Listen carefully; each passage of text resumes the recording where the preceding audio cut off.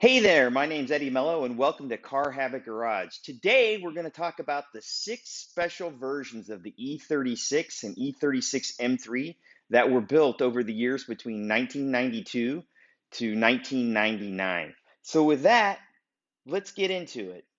So, as you can see from the picture, those are the 6 models that I found. And if you guys find some more, then there could be, let me know. There was different manufacturers out there who were tweaking on the E36 platform, and because we all know it's a great platform. But here are the 6 that I have, and here's one of my favorites, right? So this first one you're seeing here is the Alpina B8 4.6 and a 4.0 V8. So basically, Alpina did what BMW didn't. They shoehorned an E34 V8 in there, a 4-liter V8, and then actually built it out a little bit so that it was actually 4.6 liters. Pretty amazing. It's a sedan. Obviously, I'm not a giant fan of the Alpina look. I don't looking for a flame war here with anybody, the wheels and everything. But this one looks pretty nice. But I think what's really glorious is the sound. So, these things are not cheap. It was pretty fun. There was one on Bring a Trailer a couple months ago, and I was watching Tampa Garage in Florida and Enthusiast Auto Group, EAG, get into a bidding war over it. Eventually, Tampa won. It was 50,500 they paid for the car. But it was really fun to see who was going to win the prize. As I said, the V8 was borrowed from the E34 4-liter, and along with the other mechanical upgrades, that V8 produced 328 horsepower and 345 pounds of torque. It had the 6-speed manual transmission from a Getrag, but the sedan actually accelerated from 0 to 60 in 5.6 seconds. And the crazy thing is, it came in a convertible and a touring, so you could buy a wagon in one of these things, which is pretty cool. The top speed was 174. And I don't believe they ever made them for the North American market. I couldn't find any. There was 2 markets basically served: the Japanese market, which used the 4-liter, and the European market, which used the 4.6-liter. As we go through that, as you can see, the car had special Alpina paint, the graphics, their wheels, their air dam. That picture is awesome of that 4-liter V8 being stuffed in there. Look, I mean, it's perfectly at home. And then you could see some of the minor additions that they did inside the E36, updating kind of the door cards and putting their own little special plaque and their emblem in the steering wheel, which is what they do on all of them. But what an awesome car. I wasn't the first guy. Obviously, there's lots of LS swapped E36s, but I'll tell you this, I only know of one other E36 swapped LS car that is California legal. So with that, we weren't the first to have it. Alpina actually beat us all to it, and they used a BMW engine. And with that, I'm going to leave you a clip here to actually hear the sound. Listen to this thing accelerate.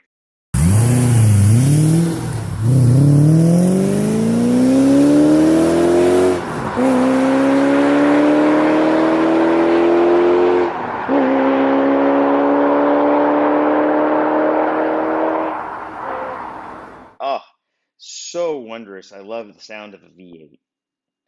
So with that, let's go on to the next one, which was BMW's own FIA homologation car, the BMW E36 M3 GT. As you can see, they only came in one color, which is British Racing Green, right? So they produced about 356 vehicles. They're extremely rare and well desired. The interior is phenomenal. It's Mexico and Alcantara seats with carbon trim pieces. Although I'm not a fan of the carbon fiber trim, it just doesn't look quite right, but I've never seen one in person, so definitely on the bucket list. They use the what we would call the lightweight wing, the LTW wheels, and then they really reduced the weight by making the door skins of aluminum. It was really super driver oriented. Like I said, they were in the Division 2 IMSA GT series. It used the same 6-cylinder that you could get in 95 from Europe, which was the 295 horsepower and the 323 Newton meters of torque. And it went 0 to 60 in 5.9 seconds. So, or 0 to 62, 0 to 100 kilometers. So the V8 was actually faster, which is very interesting from Alpina. But take a look at some of these pictures here. It's just beautiful in that green. But that, seeing the individual throttle bodies of the S50 motor is, us in America didn't get it. So, bad for us, but good for the Europeans and the rest of the world. But that interior, I mean, I think we would have loved that interior here in the US. And this is definitely giving me ideas for my own resto mod, but you could see that with the Alcantara on the sides and then the green in the middle, and then the carbon fiber and the European steering wheel. Pretty cool stuff. Really, really think this one's a hot, was definitely a good looker. And if you could buy one, I know the Enthusiast Auto Group, the EAG guys actually had one. I didn't see how much that sold for, but I'm sure that it was probably well over $100,000. Now let's go to something that's almost exactly like it. BMW actually made an E36 M3, the Evolution Imola, because it was Imola red, but it's really, people refer to it as the M3 GT2. They only built 200 of these cars. They were all in red, and it had a different redesigned front spoiler, and basically it was an M3 GT. And as you're looking at the pictures, it was offered by BMW in 1999. It was, like I said, finished in a Mola red with a Napa letter. But look at that interior. Look at the door cards with the red. What you can't see, and I wish I would have taken a picture for you guys, is that they even did the dashboard in leather, and they did the center console in red leather as well. So it came out pretty slick. This year is a left-hand drive version. I think they built 50 of them, but really such a cool thing. The other thing these cars had that our American cars didn't have was they actually had electrically actuated rear windows. So you could literally open the rear windows up, and I think that was an extra that you could buy, an option in Europe. Definitely not here in the US because they were trying to keep the cost of these things down. But I would love to have one of these. Only 200 produced. I saw one. It said that it was at an auction in France. It said it went for 72,000 pounds. So what is that? About $90,000. Um, they are not cheap for sure. So let's go on to the next car. And this is an AC Schnitzer CS, and I'm showing you the cab version here. So there was only one of three known cabs that were built. It used the S50 B32 engine, as we said before, with the six-speed transmission.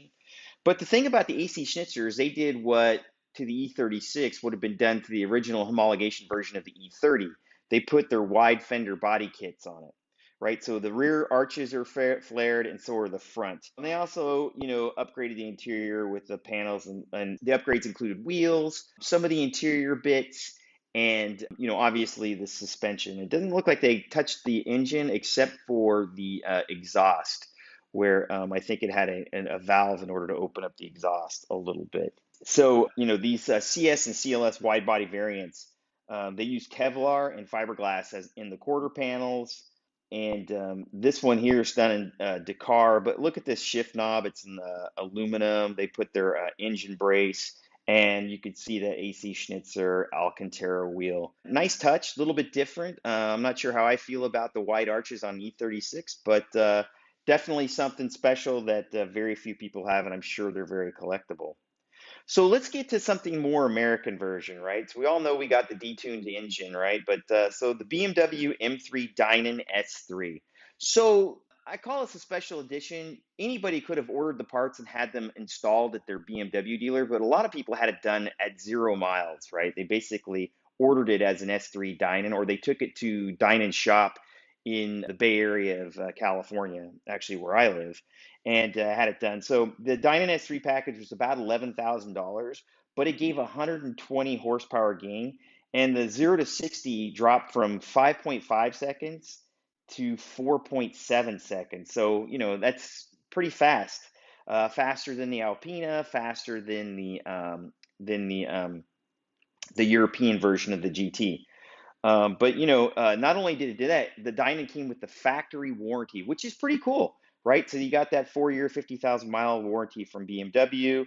Dyna had a great reputation in the business. This car had suspension bits, a supercharger, a Dyna tune, the cold air intake, and a few other bits along the suspension, different springs, etc. The only thing that didn't change was looks like the wheel stayed pretty much the same. But that was the Dinan S3, and as you can see, nice power mods. Although I did hear that the superchargers do suffer from heat soak when it gets really hot or after a couple of runs. And as you can see, it looks like your basic E36 M3 on the interior. No special bits, no steering wheel, etc. So let's get to the E36 M3 lightweight, and I think these became really famous from Paul Walker's collection. I think he had five, and they went for just crazy amounts of money. But typically on Bring a Trailer, you see these things from 100 to 150,000, and maybe slightly more. I'm not looking at the latest data. But, they didn't soup up the engine or, soup up, I love that word, but, they didn't tune the engine. Basically, what they did was they made the car as light as possible. They managed to shed 200 pounds by using lightweight doors, removing soundproofing, taking out the air conditioning, removing the radio. There was no sunroof. The estimate is that they built 125 of these cars, and it's pretty funny because I owned a 1997 sedan, and I can remember being in the dealership in 1997, and it might have been late 96 when I was leasing my M3 at that time, and there was a lightweight M3 in there, and it was really funny because it was more expensive and it had less things. But wow, I mean, that would have been a deal if you could have bought one back then and then just kept it in your garage for 25 years. So that's the M3 lightweight, and so that's getting faster and handling better through shedding weight. Great cars, they still go for a lot of money, um, and that's it's pretty cool. Right. So with that, I'd like to say the car, the LS3 M3 Restomod is coming along. It's going to be back from paint. I'm going to give you guys a quick video update. I'm starting to share some things on Instagram. So if you like the videos, please press the subscribe button. Or please, even more importantly, give me feedback about what I'm doing right and what you'd like to see more. And I look forward to talking to you guys and giving you an update on the Restomod as we go forward. Thanks for watching.